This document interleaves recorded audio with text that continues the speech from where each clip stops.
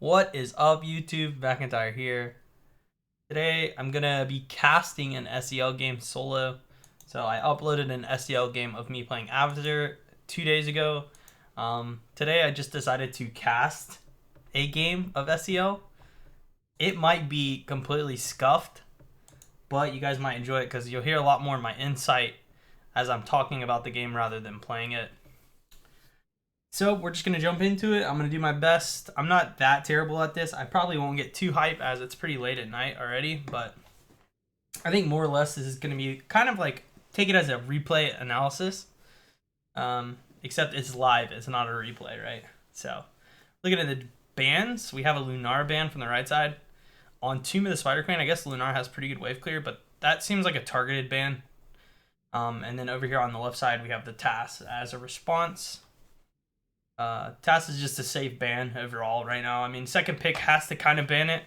And then what this usually leads to is first pick taking Arthas. Especially in SEL games, it's kind of how the meta is going right now. We'll see if they decide to take Arthas. I mean, I think the Lunara ban is actually a target ban at them taking Arthas, right? So Lunara is really strong against Arthas. Banning her out and forcing the other team to ban TAS allows you to give Arthas, right?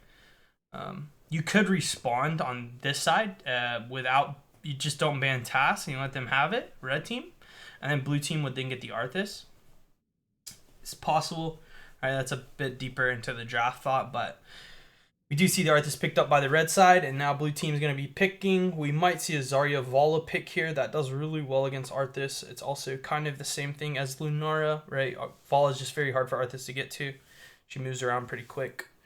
And Zarya is just a good pick on Tomb of the Spider Queen. The other route that we have is like a Malfurion Ragnaros, sort of wave cleary route. That kind of goes into a stun tank trying to one-shot someone. I doubt we'll see a range pick here if they don't want to go the Vala Zarya route. So we'll see if they decide to go support, get their mouth, or if they want to go the shield, protect the one comp. So we see the mouth pick up, and they actually end up going Greymane. It's about as good as Rag. I mean, you just want a good wave clear on Tomb of the Spider Queen, and Greymane does that fairly well with his cocktail. You can also opt to go Curse Bullet to take down the Arthas. Arthas, the thing with his ghouls, especially as they run around him, so some heroes like Li Ming, for example, have a hard time of damaging Arthas.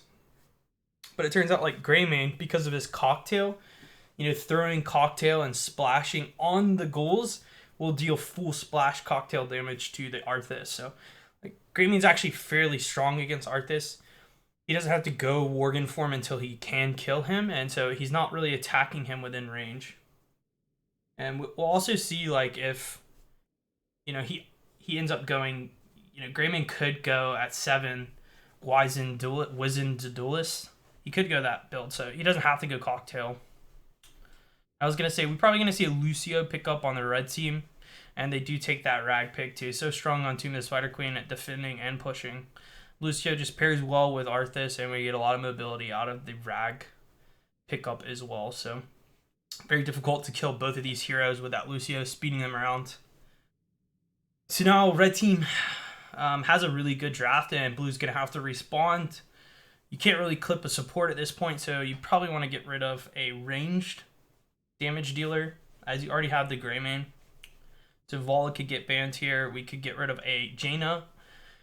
We kind of want to remove some sort of wave clear from the Reds 4-man, right? We want to get rid of like a Gul'dan or a Jaina or maybe even the Vala, honestly. As they already have Rag for their solo and Arthas is pretty good. The other strategy, you can try to target a stun tank and then get a stun tank yourself. So if you get rid of a Mur or ETC here, you can take the Mur ETC after the ban, right? Okay, so we see a KT ban. This is just, again, wave clear. That's the ban that they've targeted. And you have a Mur hover. So they want blue team to go ETC essentially here. You don't have to go ETC as blue team either. For me, like, this is where I think Tyrael is actually pretty good.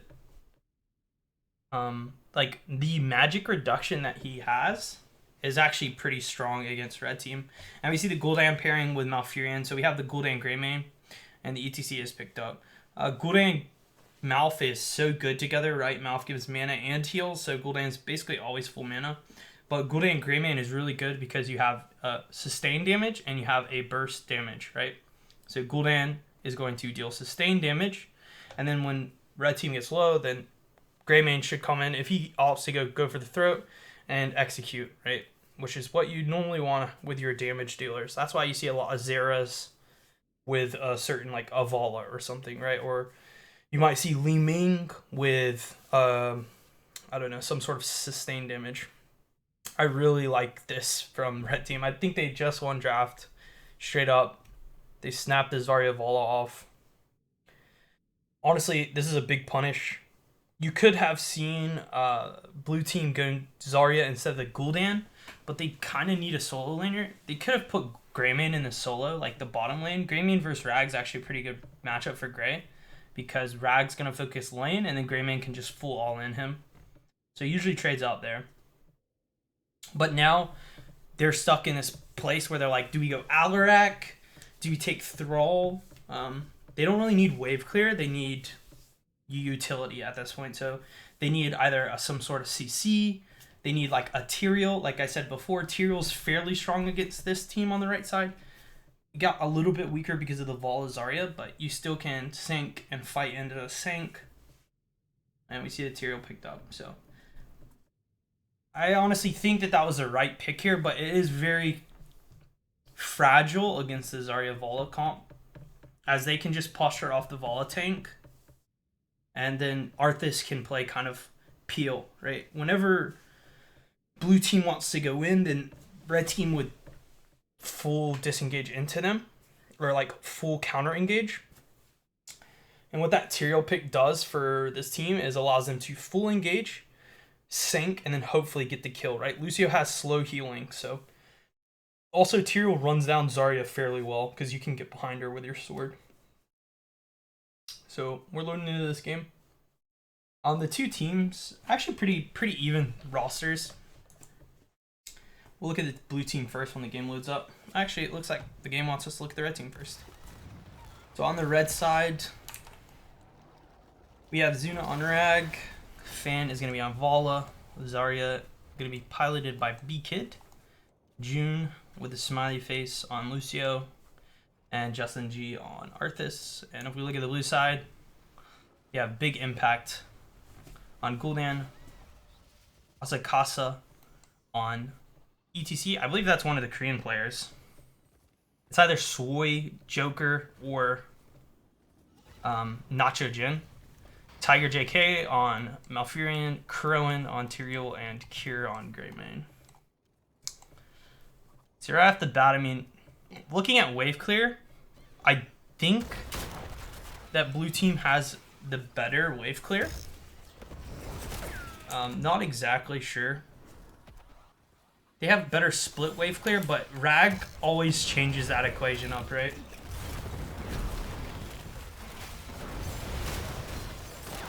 So Justin getting a lot of chunk. Nice follow-up root from Malf.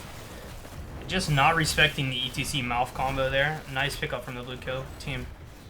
Killing the Arthas. This is also going to slow down red team's rotation. Let me super quick. The volume sounds really loud without music on. So this is going to mess up red team's rotations because they don't have Arthas, and now blue team can actually play a lot more aggro. Also gives them the XP lead. Nice rotation, good casting for me, good camera work. Kurrowen and Tiger are going to actually pick up a kill on Ragnaros too. I think Rag probably tried to trade up, and then Malf showed up and said, not today. So 2 kills coming out from the blue team really early. Honestly, you know, kills like that are what get teams ahead. We see the red team wave clearing top. ETC just zoning the other team out right now.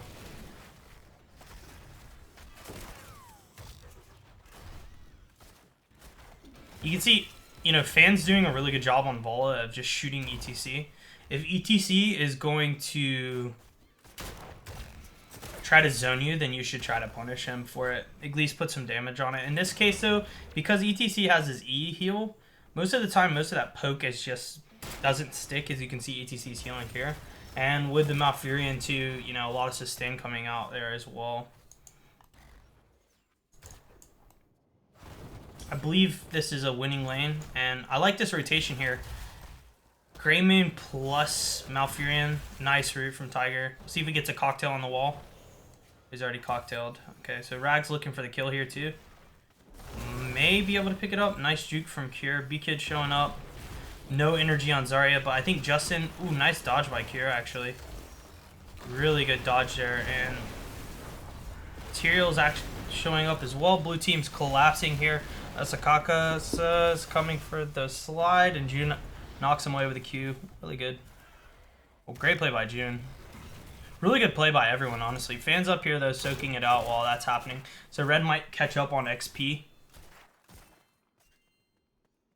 Cure's all-inning fan. Good chunk.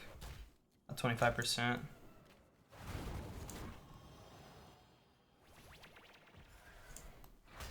Just both teams wave clearing at this point. Nothing too exciting happening. We do see both teams at 40 gems. So even on turn. Crowan.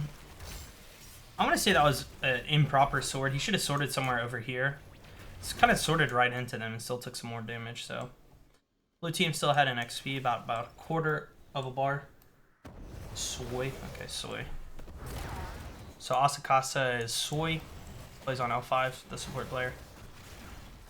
Root misses by Justin. Not really going to be any follow-up there on that. Soy looking to rotate to the top lane to get this soak. Tyrell's probably going to catch that. Both teams losing top lane soak right now. Van getting a nice chunk in here on the ETC. The slide is going to miss. And we see Arthas rotating down on Cure. The nice speed up there from Zuna. If the root connects, it's definitely a kill. Just kidding. You don't even have to land your skills on Arthas. Just make sure you run with the person. Nice pickup comes out from the red team. And that's probably going to even out the XP. The other thing about dying bottom is they're actually going to lose this soak if Zuna pushes it hard enough. See this mouth rotation? If Justin pinches this, yeah, they're going to lose all that XP. Soy, you can see here, is forcing this. Nice route by Justin. End up losing two creep. So as you can see now, the XP is about even out. Fan still doing his best to push out. B-Kid not really generating any energy until right now. He's been fairly low energy. The problem is if ETC's not on map, B-Kid can't do what he just did there, because ETC can punish that. So we saw with the kill on Cure, ETC had to soak out bot, and B-Kid felt confident enough to go and get some energy. Nice break by Tiger. Stopping that turn in. It looks like blue team's trying to get a turn in as well. That's not going to be able to connect. A nice two-man slide. B-Kid's definitely going down here. Good attempt by June. He did the speed up, knocked him away, but it was just not enough. Cure turning in 6. They're still going to need 4 gems on the blue side, and it looks like Soy gets in his turn in as well. So first turn in going to the blue team. That's a really big swing turn in. Like most of you may know on this map, getting ahead is the most important thing, and really all of Heroes of the Storm and first turn in usually gets ahead. Blue team's going to look to get just towers. Honestly, they can maybe push for mid fort because this wall's down, but just getting walls is really good here, and Fan actually out of position, going to get slid on by ETCs. June does go in and get the 20 gems, which is really important, but Fan being dead during a spider is going to be terrible for the red team. Now they have no range defense. So we might see forts go down, maybe potentially 2 forts even, depending on how well Cure plays this here against B-Kid. Although Zarya has really good, AoE damage with her laser, she's not good if she has no energy. Nice play there by B-Kid to get the energy on the wave. Also good play by Cure not to hit him when the shield comes up. We see Crowan down here dueling Zuna, actually losing that 2 levels up, so must have maybe misstepped there. You see top fort going down, and look, they're going to look to push mid fort. They do have the 10 advantage, so at this point in the game, they can do whatever they want. I mean, red team has to kind of hand blue team at this point whatever they want until they hit 10. You never really want to see a team fight come out. when your heroic's down. I like this positioning by ETC. I don't really like what Tiger's doing here, though. If the ETC was what Tiger was doing, then he could have potentially slid B-Kid. Since Tiger was ahead of him, though, there's no engage there. So Rag actually doing the best that he can. I really like this passive here. This chunks out blue team, potentially just gets red team level 10, and then they can look for something, right? 10 gems down until they get next turn in. So there's going to be a window now where red team has a chance to come back into this game. They do have 90 gems too, but you're gonna see probably red team hit 10 and then really force a fight or play aggro, right? Play like their position to fight, because at that point they will be. Blue team dumping the gems that they have. Sometimes it's good just to dump your gems. You don't always have to hold on to them. Krillin getting chunked out. Isn't gonna go down though. Looking for the break on June. June gets a turn in. Swoid playing up. Justin potentially out of position. Not really, though. He is Arthas. He has a lot of shields and a lot of move speed, so Army's still up. Looks like we're going to have Sound Barrier as well, and most of the standard. Go for the throat instead of Curse Bullet on the Gray Man. Everything else pretty standard so far. Nobody's taking talents. Have the cocktail build coming out of the Gray Man. So we just see a posture here. Fan playing a little up. B-Kid needs to get that shield on him. There's not a lot of healing coming out of June when he doesn't have his activatable, but Sound Barrier is still up. No turn in on the blue side. Blue side does have the gems to turn in here. Looks like Cure is the only one that can right-click for turn in at this point. Justin taking a lot of damage, but generating a lot of energy for Zarya. We see here this aggression is popping up. A Great Fear comes out. No cleanse out of June. Nice Sound Barrier. Is he going to be able to speed him out of there? Cure does get the reset here on Go for the Throat, and that's going to be a double kill. Rag pull is connecting, but we're losing at least 60 gems. That looked like at least 60 gems, so quite the blunder. Blue team also getting a follow-up turn in. This is where Tomb of the Spider Queen just kicks into 5th gear, and blue team accelerates towards the win. There's really not a lot that they can do. Their win condition at this point is going to be a Rag Hammer, and because of the Tyrael, it's going to be very hard for that to happen. So potentially we can win with the Rag passive. As you can see here, he is actually passiving. This is a window to win, but you can see blue team just running in here. That's killed super quickly from the cooldown. Rag Hammer comes out, and Tiger has a great Ice Bog to dodge the hammer. Fan trying to find the flank, but there's really no chase here. Fan has to be careful, actually. If he plays too far up, Soy can slide in on the engage on ETC. You can get feared if you're out of position like that. Again, there's no cleanse on the red side, so if anyone gets feared, like we just saw in that previous fight, that was Arthas who was feared, they're going to go down. It's just, you can't get split from your team here. The other thing is with Lucio in particular, if Lucio gets feared when he has speed up, funny enough, he runs at his sped up speed, so he'll just run so far away from the carrier, whoever is getting feared, if, you know, the person that's getting feared is on the left and he's on the right. And now we play the defensive game. Blue team doesn't have a turn in. They still have 20 gems going on, so, but they do get boss for free. Again, this is something that has to be conceded by the red team. Just tank it. You know, maybe you can get out these easy camps. This will pressure the bottom wall at least. Something that you can look to do. It looks like they're actually trading turn in for boss. This is something you see a lot when the team's losing. And Tiger maybe making a heads up play here. Biggie, nice cleanse here on the ice route again. Biggie also following up there. This could be a bad position for the red team if ETC does get the cut here. Looking at Fan right now, he does get him off the mount. He's going to be switching to Justin, potentially setting up for a mosh pit. Biggie with a flank. It looks like the Fear is going to connect here. No cleanse again, as you can see. Break it down coming out. 2-man mosh. Nice Rag Hammer. Doesn't look like the cleanse or the Sank is going to connect. Mosh is canceled by Zuna, so great Sulfur Smash coming out. And B-Kid taking a lot of damage up here by Cure. Does actually go down. Nice go for the throat here. And 3 levels up, I mean, at this point, statistically, I would say blue team has a 95% chance to win.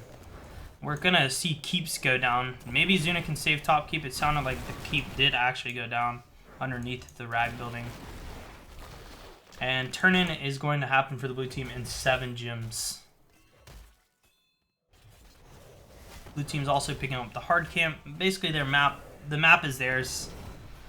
They have a great amount of wave clear too. Red team put a lot of their marbles into the Vala hat, and it looks like that Tierlist pick is really putting in some work this game.